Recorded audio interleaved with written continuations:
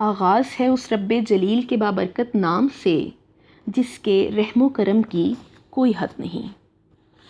عزیز طلباء و طالبات، السلام علیکم۔ یونیورسٹی آف ایجوکیشن کے آن لائن تدریسی سلسلے میں آپ سب کو ایک بار پھر خوش آمدید کہتی ہوں۔ یہ ایم اے اردو سال دوم کے اختیاری مضمون اردو قواعد و انشاء کا لیکچر نمبر 37 ہے، اور جیسا کہ آپ سب جانتے ہیں کہ ہم نے اپنے گزشتہ لیکچرز میں اردو قواعد و انشاء کا الحمدللہ تمام نصاب مکمل کر لیا ہے، اور آپ یہ بھی جانتے ہیں کہ میرے گزشتہ تمام لیکچرز میں نصابی مواد کے ساتھ ساتھ ان سے متعلقہ مشقیں بھی شامل رہی ہیں، اور لیکچرز کے ساتھ یہ مشقیں پیش کرنے کا یہی مقصد تھا کہ آپ کما حقہ ان موضوعات سے آگاہ ہو سکیں، اور اس کے ساتھ ساتھ آپ کو یہ بھی اندازہ ہو سکے کہ آپ کو لیکچر سننے کے بعد کس حد تک موضوعات کی تفہیم ہوئی ہے، کیونکہ آپ جب ان سرگرمیوں یا مشقوں کو حل کرتے ہیں تو کئی پوشیدہ گوشے آپ پر واہ ہوتے ہیں۔ یوں مجھے امید ہے کہ لیکچرز میں شامل یہ مشقیں ہر لحاظ سے آپ کے لیے کارآمد رہی ہوں گی۔ اب چونکہ ہمارا نصاب مکمل ہو چکا ہے، لہٰذا میں نے سوچا کہ کیا ہی اچھا ہو کہ گزشتہ تمام لیکچرز میں شامل مشقوں کو آپ کے لیے یکجا کر کے دہرائی کر لی جائے۔ لہٰذا اسی سوچ کو عملی جامہ پہناتے ہوئے میں آج کے لیکچر کے ساتھ آپ کی خدمت میں حاضر ہوں۔ چونکہ گزشتہ لیکچرز میں بہت سی مشقیں شامل رہی ہیں، لہٰذا انہیں ایک لیکچر میں پیش کرنے کے بجائے 4 چھوٹے چھوٹے لیکچرز میں تقسیم کر دیا گیا ہے، جو صرف اور صرف انہی سرگرمیوں پر مشتمل ہوں گی جنہیں دوران تدریس مختلف لیکچرز میں اپنی سلائیڈز میں پیش کیا ہے، میں نے مختلف سلائیڈز میں پیش کیا ہے یا پیش کیا گیا ہے۔ گویا آج کا لیکچر دہرائی کا لیکچر نمبر 1 ہے۔ اسی طرح دہرائی کے مزید 3 لیکچرز میں بقیہ سرگرمیوں کو بھی انشاءاللہ شامل کر لیا جائے گا۔ اس دہرائی سے آپ کو بہت سے فوائد حاصل ہو سکتے ہیں، جیسے آپ کے تمام نصاب کا اعادہ ہو جائے گا، یعنی ایک طرح سے آپ ایک دفعہ اس کی تمام نصاب کی دہرائی کر لیں گے۔ اسی طرح آپ کو ایک ہی جگہ پر مختلف سرگرمیاں مل جائیں گی، ورنہ آپ کو تمام لیکچرز میں انہیں ڈھونڈنا پڑے گا، دیکھنا پڑے گا۔ یہاں پر آپ کو ایک ہی جگہ پر تمام سرگرمیاں مل جائیں گی۔ تیسرا، آپ تمام نصاب اور موضوعات کو سمجھ لینے کے بعد اگر ان سرگرمیوں کو بھی حل کر لیں گے تو نہ صرف اردو قواعد و انشاء کی مبادیات کے بارے میں اچھی طرح سے جان لیں گے، بلکہ پرچے میں قواعد اور معلومات کے خلط ملط ہونے کا خدشہ بھی نہیں رہے گا، کیونکہ یاد رہے کہ طلباء و طالبات عموماً جو ہے وہ ایک کہہ لیجئے کہ مشکل کا اظہار کرتے نظر آتے ہیں۔ ان کا یہی کہنا ہوتا ہے کہ ہمیں بہت اچھے سے سمجھ آ گئی تمام لیکچرز کی، ہم نے بہت اچھے سے مبادیات سیکھ بھی لیے، تمام موضوعات ہمیں اچھے سے آتے بھی ہیں، تاہم ایک چیز جس کا خطرہ انہیں ہمیشہ درپیش رہتا ہے وہ یہی ہوتا ہے کہ پیپر میں چیزیں مکس ہو جاتی ہیں، خلط ملط ہو جاتی ہیں، انہیں یہ ڈر رہتا ہے کہ چیزیں آپس میں مل نہ جائیں۔ تو بچے، اس کی ایک وجہ جو بنیادی وجہ ہے وہ یہی ہے کہ مشق کی کمی عموماً اس طرح کا ڈر آپ کے دل میں پیدا کرتی ہے۔ لہٰذا آپ جانتے ہیں کہ دوران لیکچرز بھی میں بار بار آپ سے اس بات کا اظہار کرتی رہی ہوں کہ آپ لیکچر سننے کے بعد، سمجھنے کے بعد نہ صرف اس کے نوٹس تیار کریں بلکہ اس میں موجود سرگرمیوں اور مشقوں کو بھی اچھی طرح سے مکمل کریں، اور اس حوالے سے اپنے اساتذہ سے بھی رہنمائی لیں اگر کسی حوالے سے آپ کو مشکل پیش آتی ہے تو۔ اسی طرح یہ بھی یاد رکھیے کہ یہ سرگرمیاں کرنے کے بعد آپ کو چیزیں نہ صرف آپ کے اندر جو ہے وہ چیزیں نقش ہو جاتی ہیں، بلکہ اس کے ساتھ ساتھ عملی زندگی میں جب آپ جاتے ہیں تو آپ یاد رکھیے کہ PPSC کے پیپرز ہوں یا لیکچرشپ کے ہوں یا مقابلے کے کوئی سے بھی امتحانات ہو، جیسے PMS CSS، اردو کے پرچے میں یا کوئی انٹرویو ہو، تو اردو کے پرچے میں آپ سے بنیادی گرامر کے سوالات ضرور پوچھے جاتے ہیں۔ تو اس طرح سے آپ کو ان سرگرمیوں کو، ان مشقوں کو مکمل کرنے کے بعد اور ان قواعد کو اچھی طرح سے یاد کر لینے کے بعد دوہرے فائدے حاصل ہوتے ہیں۔ یعنی ایک تو آپ کی نصابی ضروریات مکمل پوری ہوتی ہیں، وہ تو ہوتی ہی ہیں، پیپر میں آپ کے لیے آسانی ہوتی ہے، بلکہ اس کے ساتھ ساتھ عملی زندگی میں جب آپ کو کسی نوکری کے حصول کے لیے یا کسی مقابلے کے امتحان کے لیے خود کو پیش کرنا ہوتا ہے تو یہ چیزیں آپ کے لیے بہت کارآمد علامات ثابت ہوتی ہیں. تو مجھے امید ہے کہ یہ کاوش جو ہے یعنی دہرائی کی جو کاوش ہے وہ آپ کے لیے بہت سود مند رہے گی ہر لحاظ سے. تو چلیے پھر اپنی پہلی دہرائی کا آغاز کرتے ہیں اور دیکھتے ہیں کہ اس میں کون کون سی سرگرمیاں شامل ہیں. یہاں پر ایک چیز اور یاد رکھیے کہ میں ایک دو مثالیں ساتھ سرگرمیوں کے حل بھی کرتی جاؤں گی تاکہ آپ اس کی روشنی میں بقیہ مثالیں حل کر سکیں. ٹھیک ہے، کیونکہ اصل میں تو آپ کو خود حل کرنی ہے تاکہ آپ کو اپنے تعلم کا اندازہ ہو سکے. اور حل آپ نے کیسے کرنا ہے؟ ان سرگرمیوں کے جو لیکچرز ہیں ان کو سنیے، انہیں سمجھیے، اور پھر ان سے جو معلومات آپ نے اخذ کی ہیں انہی کی مدد سے آپ ان سرگرمیوں کو مکمل کیجیے. لیکن آپ کی سہولت کے لیے سرگرمیوں کے ساتھ ساتھ دو مثالیں جو ہیں وہ میں بھی پیش کرتی رہوں گی، ان کے جوابات پیش کرتی رہوں گی تاکہ آپ ان کی روشنی میں، لیکچرز کی روشنی میں اور اپنے اساتذہ کی رہنمائی میں بآسانی باقی کی سرگرمیوں کو بھی یا مشقوں کو بھی مکمل کر سکیں. اور اس سلسلے میں پھر بھی اگر آپ کو کوئی ابہام یا مشکل ہو تو آپ بلا جھجک گوگل کلاس روم میں مجھ سے سوال کر سکتے ہیں. جی تو عزیز طلباء و طالبات، جو پہلی سرگرمی آپ دیکھ رہے ہیں وہ لفظ کی اقسام سے متعلق ہے. اب جانتے ہیں جو ہمارا پہلا لیکچر تھا اس میں ہم نے لفظ کی بنیادی طور پر 2 قسمیں پیش کی تھی، یعنی کلمہ اور مہمل. تو یہاں پر اس سرگرمی میں کچھ الفاظ موجود ہیں جو کلمہ اور مہمل پر مشتمل ہیں. کرنا آپ نے یہ ہے کہ ان میں سے کلمہ اور مہمل کو الگ الگ کرنا ہے، جیسے گاڑی واڑی، کرسی ورسی، کپڑا وپڑا وغیرہ. تو اگر آپ کو یاد ہو تو آپ بتا سکتے ہیں کہ کلمہ ہر بامانی لفظ کو کہا جاتا ہے اور مہمل ایسا لفظ ہوتا ہے جو بے معنی ہوتا ہے. تو یوں آپ دیکھ سکتے ہیں کہ گاڑی، کرسی، کپڑا کلمہ ہیں، کلمات ہیں، جبکہ واڑی، ورسی اور وپڑا جو ہے یہ مہمل الفاظ ہیں. یوں آپ باقی کی سرگرمی مکمل کر کے کلمہ کے تحت کلمات کو لکھ دیجئے اور مہمل کے تحت مہمل الفاظ کو لکھ دیجئے. اور اگلی سرگرمی کی طرف جب ہم چلتے ہیں تو اگلی سرگرمی کلمے کی اقسام میں سے پہلی قسم یعنی اسم پر مشتمل ہے. آپ یہ بھی جانتے ہیں کہ ہمارا پہلا لیکچر کلمے کی 3 اقسام یعنی اسم، فعل، حرف کے تعارفی مطالعے پر بھی مشتمل تھا. تو اس میں جو اس سرگرمی میں آپ نے کرنا ہے، کچھ جملے دیے گئے ہیں ان میں آپ نے اسما کی نشاندہی کرنی ہے. یاد رکھیے یہاں پر یہ نہیں کہا گیا کہ آپ اس میں معرفہ یا اس میں نکرہ کو الگ الگ کریں یا اس کی آگے مزید جو ہے وہ قسموں میں اسے ڈیوائیڈ کریں. ایسا نہیں ہے، صرف آپ نے اسما کی نشاندہی کرنی ہے. جیسے پہلا جو جملہ ہے اس میں شیر، جنگل اور بادشاہ یہ اسما ہیں. اسی طرح دوسرے جملے میں چاند، آسمان یہ اسم ہیں. اسی طرح احمد اور اسکول یہ اسم ہیں. اس طرح سے آپ بقیہ تمام جملوں میں سے بھی جتنے بھی اسما موجود ہیں ان کی نشاندہی کر دیجیے. اگلی جو سرگرمی ہے وہ کلمے کی دوسری قسم یعنی فعل سے متعلق ہے اور جملوں میں موجود افعال کی نشاندہی آپ نے کرنی ہے. چونکہ پہلے لیکچر میں ہم نے صرف تعارفی مطالعے تک محدود رکھا تھا لیکچر کو، اس لیے صرف آپ افعال کی نشاندہی کیجئے.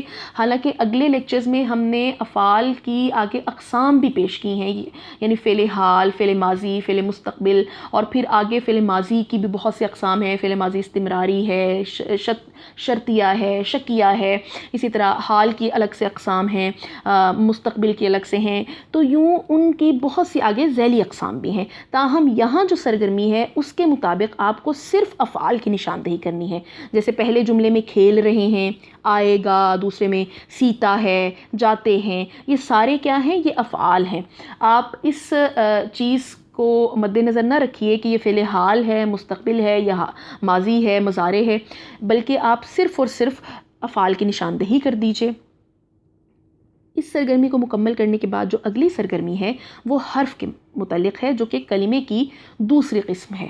اور آپ جانتے ہیں کہ حروف جو ہوتے ہیں وہ تب تک اپنا معنی نہیں دیتے جب تک وہ کسی دوسرے اسم یا فعل کے ساتھ نہیں آتے. یعنی یہ وہ کلمہ ہوتا ہے جو اسم اور فعل کو آپس میں ملاتا ہے اور پھر ان کو ملا کر ہی اپنے معنی بھی ظاہر کرتا ہے.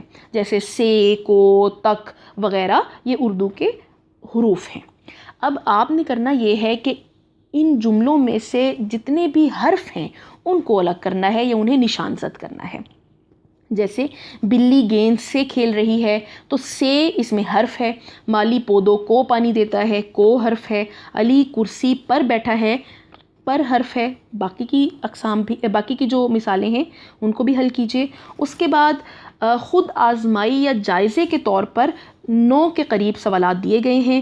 یہاں پر میں ایک بات کا اعادہ کرتی چلوں کہ آپ سب جانتے ہیں کہ میرے جتنے بھی لیکچرز آپ کو پیش کیے گئے ہیں ان تمام لیکچرز میں جو طریقہ کار اپنایا گیا ہے، جو کوشش کی گئی ہے، وہ یہ کی گئی ہے کہ تمام معلومات جو اس لیکچر میں دی جائیں ان کے متعلق نہ صرف مشقیں فراہم کی جائیں آخر پر، بلکہ اس یا دوران لیکچر بھی مشقیں دی جائیں۔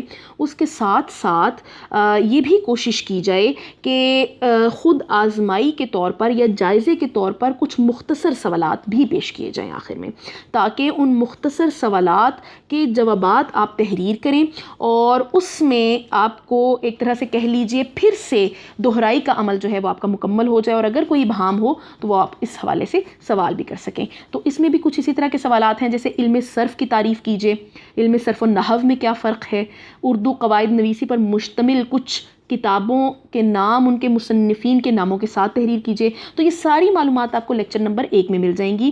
لیکچر نمبر 1 میں میں نے مجوزہ کتب ما مصنفین یعنی ان کے مصنفین کے ناموں کے ساتھ کتابوں کے نام تحریر کیے ہیں جو بہت اہم کتابیں ہیں قواعد نویسی کے حوالے سے، تو ان کے نام بھی آپ کو یاد ہونے چاہیے۔ اس کے بعد قواعد نویسی کے آغاز و ارتقاء پر بھی ایک مختصر نوٹ تحریر کرنے کے لیے کہا گیا ہے۔ اصل میں یہ براہ راست تو ہمارے نصابی ضروریات میں نہیں ہے، تاہم چونکہ ہم نے اردو قواعد و انشاء پر بات کرنی تھی، لہٰذا کوشش کی گئی کہ آغاز کے لیکچر میں تھوڑا بہت آپ کو اس کی قواعد و انشاء کی اہمیت کے ساتھ ساتھ اس کے آغاز و ارتقاء پر بھی بتا دیا جائے اور اس پر تھوڑی سی روشنی ڈال دی جائے۔ اسی طرح لفظ کی کتنی اقسام ہیں، خاکے اور مثالوں کی مدد سے اسے واضح کریں۔ کلمہ کی اقسام کا تعارف کروائیں۔ اس کے ساتھ ساتھ الگ سے بھی اسم، فعل، حرف جو ہے اس کے بارے میں پوچھا گیا ہے کہ ان کے بارے میں بتائیے اور ساتھ ساتھ مثالیں دیجیے۔ اب عزیز طلباء و طالبات، یہ تمام سوالات جو ہیں ان کے جوابات آپ بآسانی پیش کر سکتے ہیں لیکچرز کو سننے کے بعد، کیونکہ ان تمام سوالات کے جوابات لیکچرز میں ہی موجود ہیں۔ جی، تو اس کے بعد جب ہم آگے چلتے ہیں تو آپ دیکھ سکتے ہیں کہ یہ جو سلائیڈز ہیں سرگرمیوں کی، یہ ہمارے لیکچر نمبر 2 سے متعلق ہیں۔ آپ کو اگر یاد ہو تو ہم نے لیکچر نمبر 2 میں اسم کو 4 مختلف حوالوں سے تقسیم کیا تھا، یعنی بناوٹ کے لحاظ سے اسم کی اقسام، معنی کے لحاظ سے اسم کی اقسام، تعداد کے لحاظ سے اسم کی اقسام اور جنس کے لحاظ سے اسم کی اقسام۔ تو اس کے آگے ہم نے ذیلی اقسام بھی کی تھیں۔ تو اسی حوالے سے یہ سرگرمی اور مشق پیش کی گئی ہے۔ جو یہ سرگرمی ہے اس کے جوابات بھی آپ کو مل جائیں گے۔ اصل میں چونکہ اس سرگرمی کا تعلق آغاز کی سرگرمیوں میں تھا، تو میں نے اسی لیے اس کے جوابات بھی تحریر کر دیے تھے تاکہ آپ کو اندازہ ہو سکے کہ آپ نے ایک سرگرمی کو کس طرح سے مکمل کرنا ہے، جبکہ باقی سرگرمیوں کو میں نے آپ سے یہی کہا تھا کہ آپ اسے خود مکمل کریں اپنے لیکچرز کی مدد سے، اپنے تعلم کی مدد سے اور اس کے ساتھ ساتھ اپنے اساتذہ کی مدد سے۔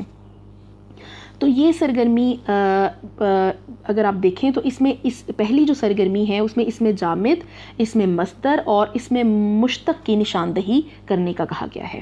تو اگر آپ کو تعریفات یاد ہوں، آپ کو پتہ ہو کہ جامد کے معنی ہی جمع ہوا ہے، اور یہ نہ صرف یہ ایسا لفظ ہوتا ہے جو خود بھی کسی سے نہیں بنتا اور نہ ہی اس سے آگے الفاظ بنتے ہیں، جیسے حامد اسم جامد ہے۔ جانا، کرنا، اگر آپ کو مصدر کی تعریف اور اس کی شناخت یاد ہو تو آپ بآسانی یہ بتا سکتے ہیں کہ جانا اور کرنا مصادر ہیں۔ اسی طرح دوات اسم جامد ہے۔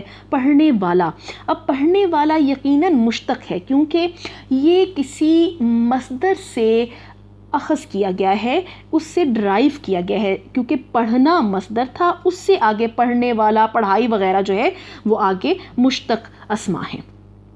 اسی طرح درخت یہ اسم جامد ہے۔ پڑھنا لکھنا مصادر ہیں اپنے شناخت کے اعتبار سے۔ میز، پہاڑ، اونٹ اسم جامد ہیں۔ بولنا مصدر ہے. اسی طرح بولنے والا، اب یہ بھی مشتق ہے بولنا مصدر سے. تو اگر آپ کو تمام تعریفات جامد، مصدر اور مشتق کی آتی ہیں تو آپ بآسانی ان کی نشاندہی کر سکیں گے. اگلا جو سوال ہے وہ یہ ہے، کچھ جملے دیے ہوئے ہیں، آپ نے اس میں سے اسماء جامد کی نشاندہی کرنی ہے.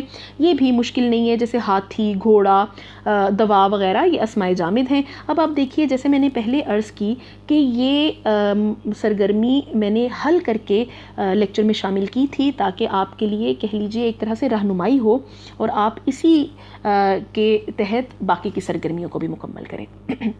تو یہاں پر دیکھیے کہ جو اسماء جامد تھے ان سب کو میں نے سرخ روشنائی سے تحریر کر کے اسے نشان زد بھی کر دیا ہے، یعنی اس کے نیچے خط بھی کھینچ دیا ہے. تو اسی طرح سے آپ بھی کر سکتے ہیں. اگلی جو سرگرمی ہے اس میں اسماء مشتقات کی نشاندہی کرنی ہے، اور تمام اسماء مشتقات کے نیچے جو ہے وہ خط بھی کھینچ دیا گیا ہے اور انہیں سرخ روشنائی سے تحریر کیا گیا ہے. جیسے لکھنے والا، لکھا ہوا، یہ اسماء مشتق ہے، یہ اس میں مشتق ہے. ٹھیک ہے، لکھنے والا بھی اس میں مشتق ہے، لکھا ہوا یہ بھی اس میں مشتق ہے.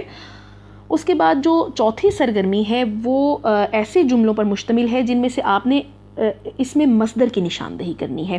آپ دیکھ سکتے ہیں کہ اس کو بھی حل کر دیا گیا ہے اور جتنے بھی اسماء مصادر ہیں ان کو لال روشنائی سے تحریر کیا گیا ہے. اگلی سرگرمی بھی دوسرے ہی لیکچر سے متعلق ہے جس میں ہم نے معنی کے لحاظ سے جو اسم کی اقسام کی تھی، یعنی اس میں معرفہ اور اس میں نکرہ، ان کے حوالے سے مشق دی گئی ہے. پہلی مشق میں سے جو جملے موجود ہیں ان میں سے آپ نے اس میں معرفہ کو خط کشید کرنا ہے. جیسے پہلا جملہ احمد جو ہے وہ اس میں معرفہ ہے، اس کو خط کشید کر لیجئے. دوسرے جملے میں لاہور اس میں معرفہ ہے. تیسرے میں نیلا قلم. اب دیکھیے قلم ہوتا تو یہ اس میں معرفہ نہ ہوتا بلکہ اس میں نکرہ ہوتا، کیونکہ کسی بھی قلم کو ہم قلم کہتے ہیں. تاہم جب ہم نے نیلا قلم کہہ دیا تو اب یہ خاص ہو گیا، لہٰذا خاص ہونے کے باعث اب اس کو ہم اس میں معرفہ کی ذیل میں لکھیں گے. اسی طرح قرآن مجید، انجیل، زبور، توریت، یہ بھی تمام اسماء معرفہ میں آئیں گی کیونکہ یہ خاص کتابیں ہیں. باقی کی جملوں میں بھی اسماء معرفہ کی نشاندہی کیجیے. اگلی سرگرمی اس میں نکرہ کی نشاندہی کرنے پر مشتمل ہے. اب آپ دیکھیے کہ آدمی اور دیوار، یہ تمام جو الفاظ آدمی ہر آدمی پر منطبق کیا جا سکتا ہے، اسی طرح دیوار ہر دیوار کو کہا جاتا ہے. یہ کوئی لال قلعے کی دیوار تو نہیں ہے نا، خاص دیوار تو نہیں ہے، بلکہ عام دیوار ہے اور ہر دیوار کو دیوار ہم کہتے ہیں. لہٰذا یہاں پر آدمی، دیوار اس میں نکرہ ہے.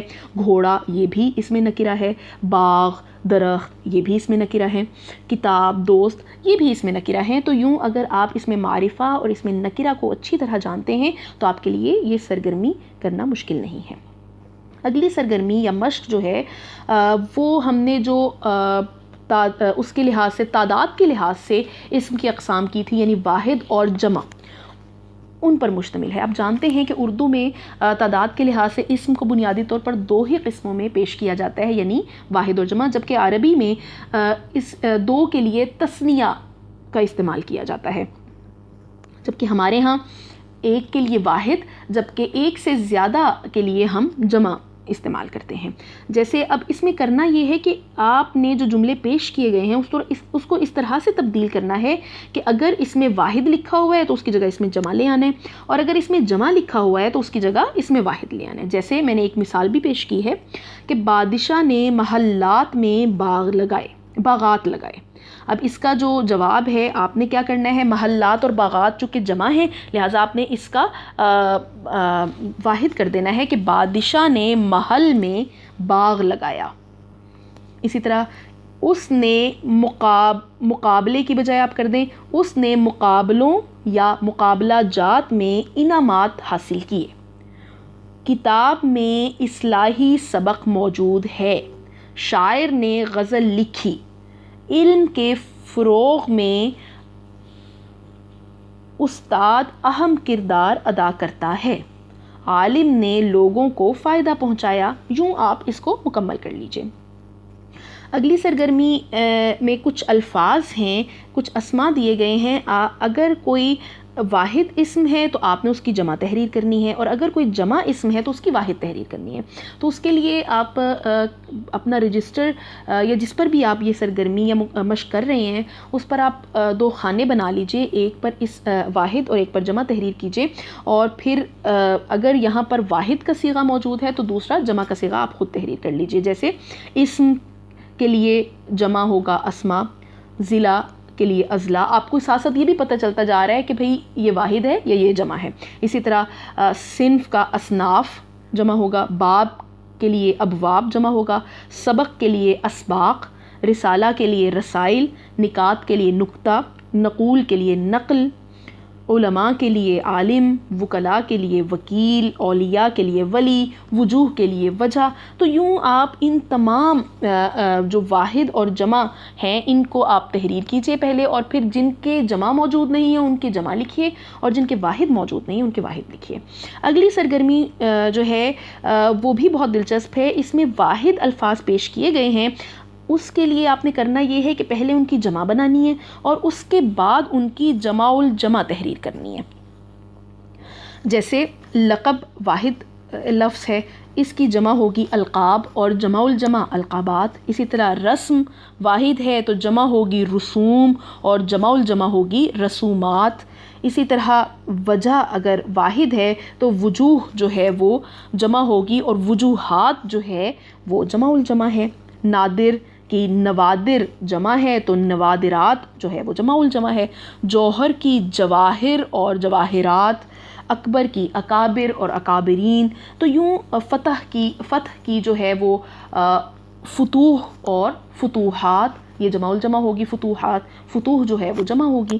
یوں باقی کے بھی تمام الفاظ کی جمع اور جمع الجمع تحریر کیجئے۔ اگلی سرگرمی جنس کے لحاظ سے ہم نے جو اسم کی 2 اقسام کی تھیں، یعنی اس میں مذکر اور اس میں مؤنث، ان کے اوپر مشتمل ہے۔ پہلی جو سرگرمی ہے اس میں مختلف اسما، مکس اسما دیے گئے ہیں۔ کرنا آپ نے یہ ہے کہ اس میں سے مذکر اور مؤنث کی نشاندہی کرنی ہے۔ یہاں پر یہ خیال نہیں رکھا گیا کہ یہ تذکیر و تانیث حقیقی ہے یا غیر حقیقی ہے، بس مذکر اور مؤنث کو آپ نے دیکھنا ہے۔ جیسے شیشی مؤنث ہے، اونٹ مذکر ہے، عمارت مؤنث ہے، پردہ مذکر ہے، سلطان مذکر ہے، بیٹا مذکر ہے، شرم مؤنث ہے، والدہ جوگن بیوی مؤنث ہے، امتحان جنگل مذکر ہے، شہزادی مؤنث ہے۔ تو یوں آپ نے یہ تمام اسما کو الگ الگ کر لینا ہے مذکر اور مؤنث کے اعتبار سے۔ اس کے بعد جو دوسری سرگرمی ہے اس میں مذکر اور مؤنث تحریر کیے گئے ہیں۔ جن کے مذکر ہیں ان کے آپ نے مؤنث تحریر کرنے ہیں، اور جن کے مؤنث تحریر کیے گئے ہیں ان کے آپ نے مذکر تحریر کرنے ہیں۔ جیسے ہاتھی، اب آپ نے اس کا مؤنث تحریر کرنا ہے یعنی ہتھنی۔ گھوڑا ہے تو اس کا مؤنث بھی آپ تحریر کیجئے، جیسے گھوڑی۔ ناگن، چونکہ اب یہ مؤنث ہے تو آپ نے اس کا مذکر تحریر کرنا ہے یعنی ناگ۔ مالی، چونکہ یہ مذکر ہے تو اس کا مؤنث تحریر کیجئے مالن۔ بیٹی کا بیٹا مذکر ہے، نواسی کا نواسا مذکر ہے، پھوپھی کا پھوپھا مذکر ہے۔ تو یوں آپ مذکر کے مؤنث بنائیے اور مؤنث کے مذکر بنائیے۔ جو تیسری سرگرمی ہے اس میں تذکیر و تانیث حقیقی اور غیر حقیقی کو الگ الگ کرنا ہے۔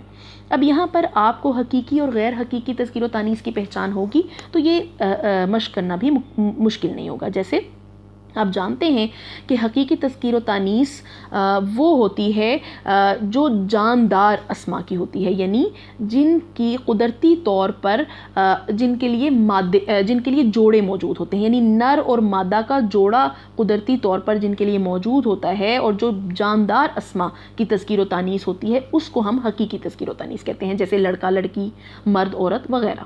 جبکہ غیر حقیقی تذکیر و تانیث بے جان اسما کی ہوتی ہے، کیونکہ اس میں نر اور مادہ کا کوئی فرق نہیں ہوتا، محض فرضی تعلق کی بنا پر مذکر یا مؤنث ہم قرار دے دیتے ہیں کسی بھی چیز کو، اور اس میں نر اور مادہ نہیں ہوتا، اس کے جوڑے نہیں ہوتے۔ جیسے دوات، اب یہ نظر آ رہا ہے کیونکہ ایک تو یہ بے جان ہے، دوسرا اس کا کوئی جوڑا نہیں ہے، لہٰذا یہ غیر حقیقی تذکیر و تانیث میں آئے گی۔ یہ مثال عورت، یہ حقیقی تذکیر و تانیث میں آئے گی کیونکہ اس کا آگے جوڑا ہے مرد، ٹھیک ہے. ہاتھی یہ بھی حقیقی تذکیر و تانیث میں آئے گی کیونکہ اس کا بھی جوڑا ہے ہتھنی، جبکہ کرسی غیر حقیقی تذکیر و تانیث میں آئے گی. کتاب یہ بھی غیر حقیقی تذکیر و تانیث میں آئے گی. کتا، بلی یہ حقیقی تذکیر و تانیث میں آئیں گے. دھوبی، اداکار بھی حقیقی تذکیر و تانیث میں آئیں گے. یوں آپ نے یہ تمام مثالیں جو پیش کی گئی ہیں ان میں سے حقیقی تذکیر و تانیث کی مثالوں کو الگ کر دینا ہے اور غیر حقیقی تذکیر و تانیث کی مثالوں کو الگ کر دینا ہے. جی تو اس کے ساتھ ہمارا جو اگلی سلائیڈ ہے اس میں خود آزمائی کے طور پر کچھ سوالات پیش کیے گئے ہیں. ان سوالات کے جوابات بھی آپ تحریر کر سکتے ہیں بآسانی اپنے لیکچرز کو سننے کے بعد اور اس کی فہم حاصل کرنے کے بعد.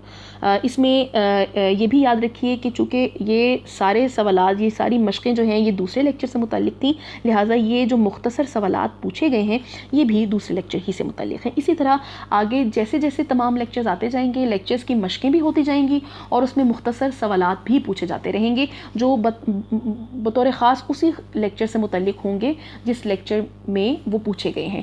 اس کا فائدہ یہ ہے کہ آپ کو لیکچر سننے کے فوری بعد جب آپ سوالات کے جوابات دے دیتے ہیں تو آپ کو اندازہ ہو جاتا ہے کہ کس حد تک آپ کو سمجھ آ چکی ہے اور ابھی کتنی باتیں جو ہیں وہ ابھی سمجھنا باقی ہیں. اگلا جو ہمارا لیکچر تھا وہ اس میں علم کی اقسام پر مشتمل تھا اور آپ لوگ جانتے ہیں کہ اس میں علم کی بنیادی طور پر ہم نے 5 اقسام کی ہیں، یعنی خطاب، لقب، تخلص، عرف اور کنیت. تو جو پہلی سرگرمی ہے یہ خطاب سے متعلق ہے اور اس میں جو جملے دیے گئے ہیں ان میں کچھ خطابات کا استعمال کیا گیا ہے. آپ نے کرنا صرف یہ ہے کہ خطابات کو نشان زد کرنا ہے، جیسے مادر ملت، شمس العلماء، رستم زماں، ستارہ امتیاز، نشان حیدر. آپ جانتے ہیں کہ آج کے دور میں حکومت پاکستان خطابات دینے کو ترک کر کے تمغے دے رہی ہے، یعنی جیسے ستارہ امتیاز ہے، تمغے دیے جا رہے ہیں یا نشان دیے جا رہے ہیں اور ان تمغوں اور نشانات کو خطاب ہی کی حیثیت حاصل ہے. جیسے ہلال پاکستان ہے، نشان حیدر ہے، تمغہ امتیاز ہے، نشان شجاعت ہے. تو یہ سارے اصل میں خطابات ہی کی ذیل میں آتے ہیں. اسی طرح خاقانی ہند، نجم الدولہ، دبیر الملک وغیرہ یہ سارے خطابات ہیں. اگلی سرگرمی جو ہے یہ القابات سے متعلق ہے اور اس میں کچھ القابات تحریر کیے گئے ہیں اور جن کے لیے یہ القابات ہیں، یعنی جو لوگ ان خاص القاب کی وجہ سے مشہور ہیں ان کے نام بھی تحریر کیے گئے ہیں. اور آپ یہ بھی جانتے ہیں کہ یہ اصل میں اصلی نام کا حصہ بن جاتا ہے. لقب جو ہوتا ہے یہ اس قدر شہرت پا جاتا ہے کسی خاص صفت یا خصوصیت کی وجہ سے. اب آپ دیکھیے کہ کچھ القابات دیے گئے ہیں، آپ نے ان کو جملوں میں استعمال کرنا ہے. جیسے پہلا آپ دیکھیے کہ بابائے اردو، تو آپ جملہ بنا سکتے ہیں کہ بابائے اردو مولوی عبدالحق اردو قواعد و انشاء پر، مولوی عبدالحق نے اردو قواعد و انشاء پر قواعد اردو کے نام سے ایک بہترین کتاب تصنیف کی ہے. اسی طرح خدائے سخن میر تقی میر کے تذکرے نکات الشعراء کو اردو کے اولین تذکروں میں شمار کیا جاتا ہے. تو مطلب جملے بنانا آپ کے لیے ہرگز مشکل نہیں ہوگا. تو ان تمام القابات کو اپنے جملوں میں استعمال کر لیجئے. اس کے بعد جو اگلی سرگرمی ہے اس میں پہلی سرگرمی لیکچر سے متعلق ہے. لیکچر میں نے کچھ سلائیڈز پر اشعار تحریر کیے ہوئے ہیں.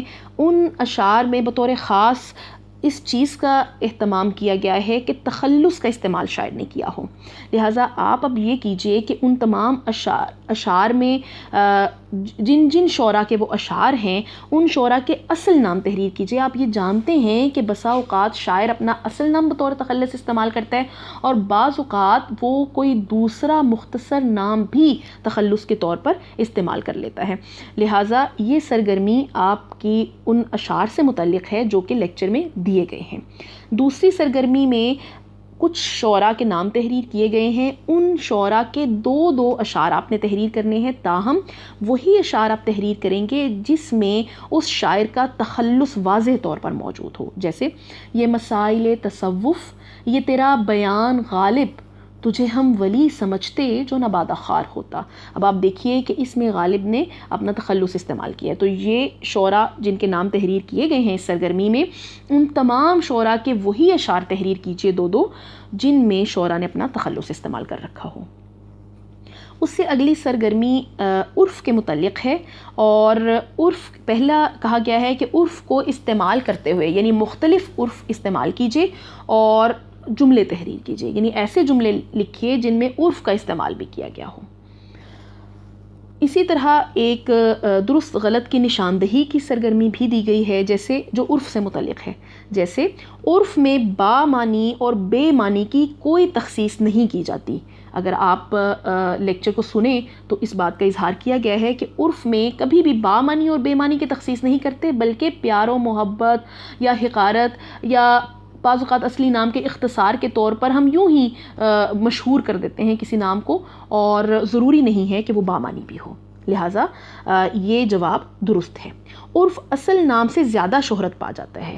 جی بالکل ایسا ہی ہے، بسا اوقات عرف جو ہے وہ اصل نام سے بھی زیادہ مشہور ہو جاتا ہے، اور لوگ اصل نام سے آشنا نہیں ہوتے لیکن عرف سے پہچانتے ہیں اس شخصیت کو، تو یہ بات بھی درست ہے۔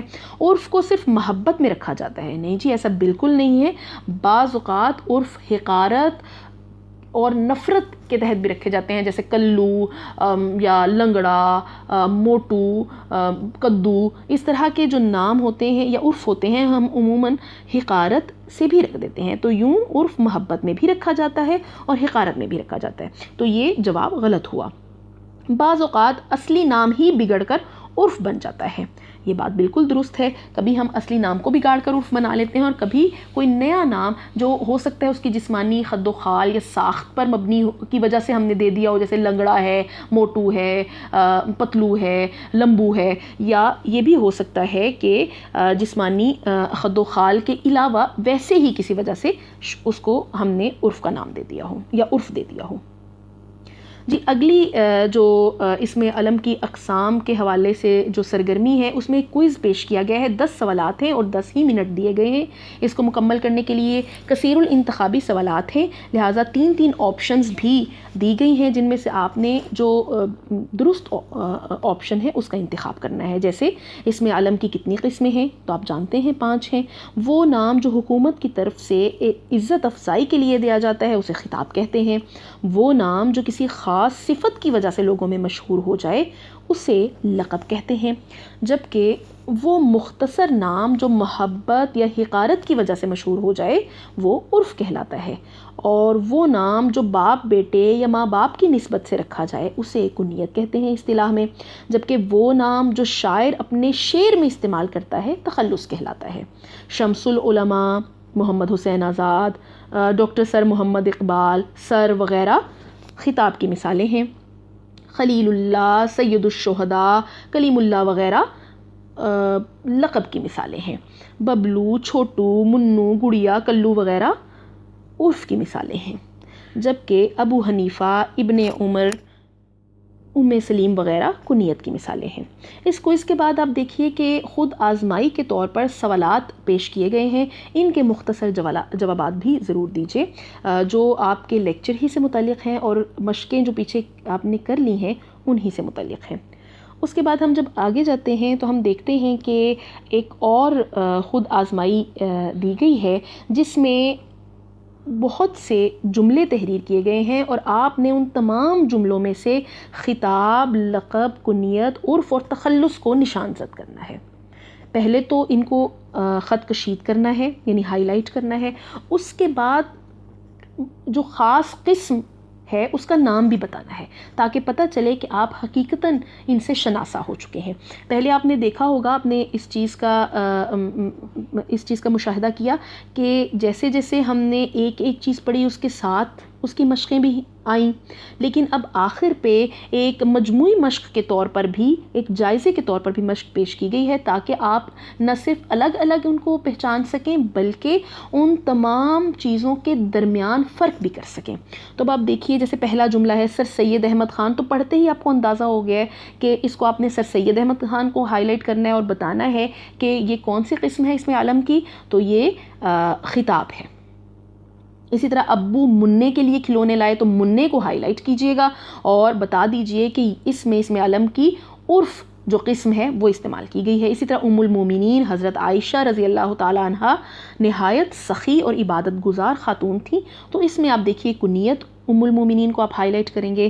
شیر خدا میں حضرت علی رضی اللہ تعالی عنہ نے خیبر کا قلعہ فتح کیا، تو اس میں آپ شیر خدا کو ہائی لائٹ کر کے آپ بتائیں گے کہ یہ حضرت علی رضی اللہ تعالی عنہ کا لقب ہے۔ اسی طرح اسد اللہ خان غالب آپ یہیں سے پہچان پائے ہیں کہ یہ تخلص ہے، اور مرزا نوشہ یہ بھی اگر آپ دیکھیں تو یہ لقب ہے مرزا غالب کا۔ جی اسی طرح سے بقیہ جو جملے ہیں ان کو بھی مکمل کیجئے، اور اس میں علم کی اقسام پیش کی گئی ہیں ان کی نشاندہی کیجئے اور قسم کا نام بھی بتائیے۔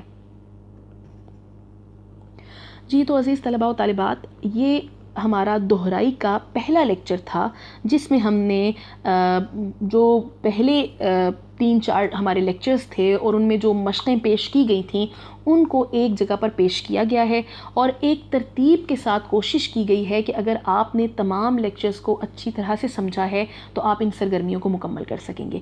لیکن یہاں پر یہ چیز بھی یاد رہے کہ آپ صرف اور صرف یہی سرگرمیاں یا یہی مشقیں نہیں کریں گے، بلکہ آپ کو چاہیے کہ جب آپ کو کسی چیز کی تفہیم حاصل ہو جائے تو آپ خود بھی سوالات بنائیے، آپ خود بھی مشقیں تیار کیجئے۔ اس کے لیے آپ نیٹ سے بھی مدد لے سکتے ہیں، کیونکہ انٹرنیٹ پر ایسی بہت سی ویب سائٹس ہیں جہاں پر آپ کو اردو قواعد و انشاء کے بنے بنائے کوئزز ملیں گے، اور بلکہ وہاں پر تو یہ بھی اہتمام کیا گیا ہے کہ آپ ایک کوئز کا جب جواب دے دیں گے اور اسے سبمٹ کر دیں گے تو فوراً اس کا صحیح جواب آپ کے سامنے آ جائے گا، اور اگر آپ نے صحیح جواب دے رکھا ہوگا تو آپ کو وہ بھی پتہ چل جائے گا، اور اگر غلط جواب ہے تو آپ کی اصلاح بھی ہو جائے گی۔ تو یوں ان سرگرمیوں کو بھی مکمل کیجئے، اور اگلے جو لیکچرز ہیں ہمارے ان میں جن میں ہم نے دوسرے لیکچر سے متعلق مشقیں بھی دی ہوں گی انشاءاللہ، ان کو بھی مکمل کیجئے، انٹرنیٹ سے بھی استفادہ کیجئے، خود سے بھی مشقیں سرگرمیاں بنائیے، مکمل کیجئے، تاکہ زیادہ سے زیادہ اردو قواعد و انشاء کی نہ صرف تفہیم ہو بلکہ آپ کو اس مضمون سے رغبت ہو۔ اور یہ جو ایک رویہ مجموعی ہمارے معاشرے میں پایا جاتا ہے اردو قواعد و انشاء کو بہت زیادہ نہ سمجھنے کا یا بہت زیادہ اس مضمون سے ڈرنے کا، وہ رویہ تبھی ختم ہوگا جب ہم اس کو ازبر کریں گے، اسے ہم اپنی روح میں اتاریں گے، اور یہ تبھی ممکن ہے کہ جب ہم دل کے ساتھ نہ صرف تمام چیزوں کو سمجھیں، پڑھیں، سیکھیں، بلکہ اس کے ساتھ ساتھ اسے برتیں بھی، اس کی مشق بھی کریں۔ تو مجھے امید ہے کہ آج کا لیکچر آپ کے لیے بہت سودمند رہا ہوگا۔ انشاءاللہ اگلا لیکچر جو کہ دہرائی نمبر 2 پر مشتمل ہوگا اس کے ساتھ حاضر ہوں گی۔ تب تک کے لیے اجازت دیجیے۔ آپ سب کی سماعتوں کا بے حد شکریہ۔ اللہ حافظ۔